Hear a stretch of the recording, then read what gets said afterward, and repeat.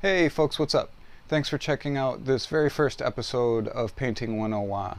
The series is all about orcs, and for this first episode we're going to start at the very beginning with preparing our models and building our models.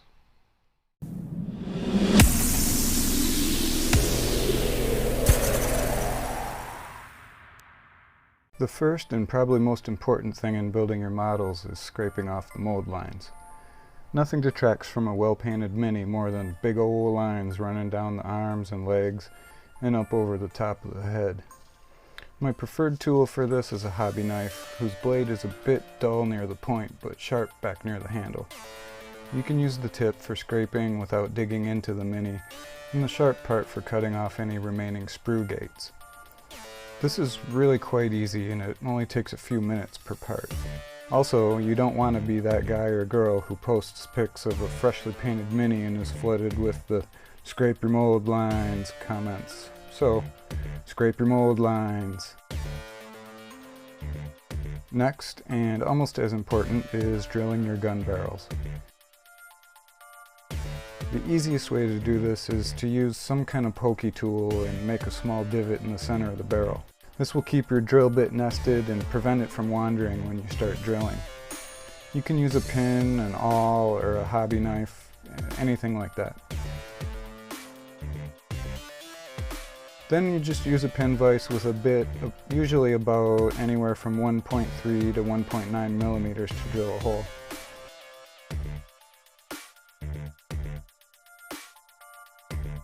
It doesn't have to be very deep, because once you get some paint in there, it'll look much deeper than it really is. Just make sure you keep your drill straight along the axis of the gun barrel and go slowly. If your hole is a little off center like mine was here, it's not a problem. You can just use your hobby knife to carve away the remaining section that looks too thick. This is also a quick and easy thing to do that makes a big difference.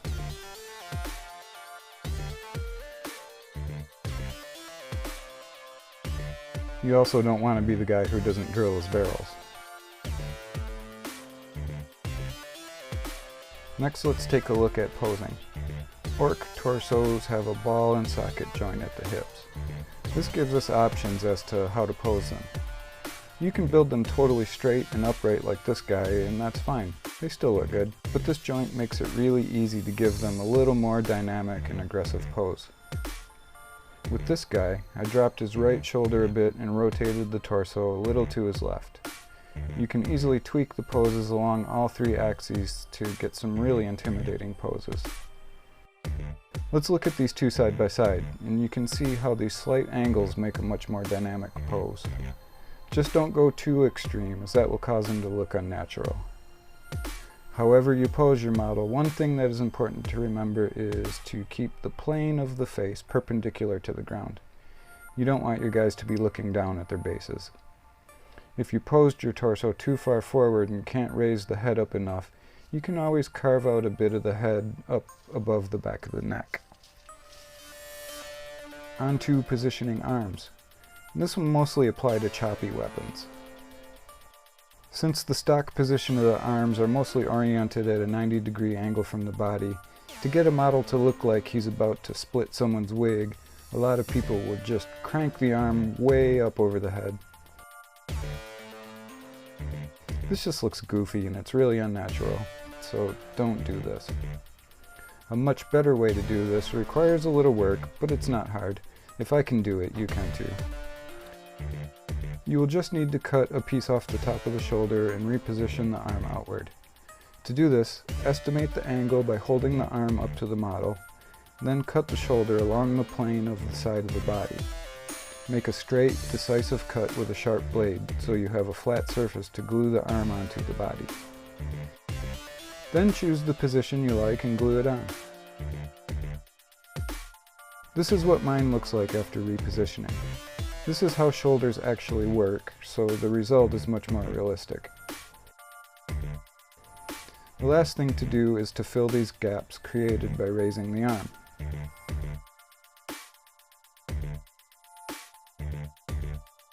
So how do we fill these gaps?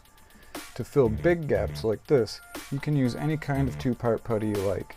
Milliput, green stuff, whatever. I'll be using the Tamiya epoxy putty because it's just what I like. These putties work by mixing the two components together. You want equal parts of each, and you just mix them together completely. And this is important because if they aren't fully mixed, it won't cure properly. Once mixed, it takes about an hour to start hardening and is fully cured in about 6 hours. I would recommend letting your putty sit for 15 to 20 minutes between mixing and using. To start, we're going to drive a piece up into the gap and use a color shaper to move it around and fill the whole area. When using tools with these kinds of putties, you'll want to dip them in some water first, or some folks like to use petroleum jelly, and this will keep the putty from sticking to whatever tool you're using.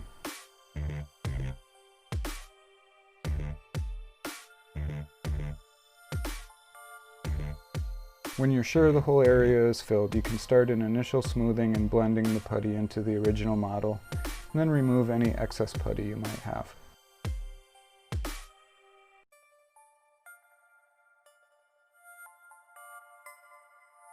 The next step is to give him an armpit. We can use a wet ball stylus to easily indent an area up under the arm.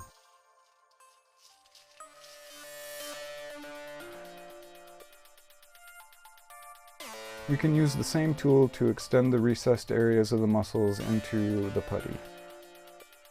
If necessary to bulk out any areas, simply pick off a small piece of putty and roll it into like a maggot shape.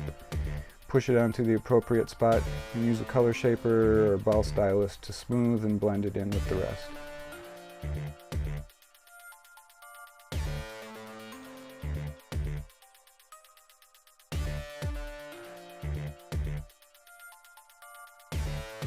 Once you're happy with your overall shape, you can go back in and do a final blending with a color shaper.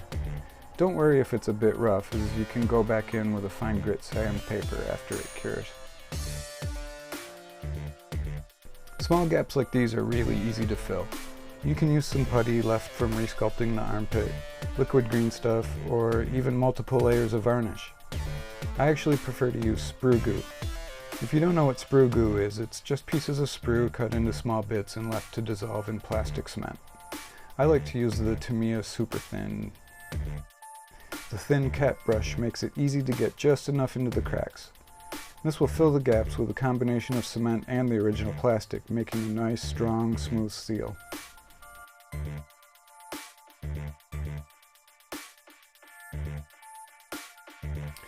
And this is our finished boy. Let's call him Tony. By spending just a little extra time preparing, posing, and repositioning, you come out with a really nice looking fella. We'll see Tony again in future episodes, so be sure to hit the subscribe and bell buttons so you won't miss his return. Thank you so much for watching, and I'll see you next time.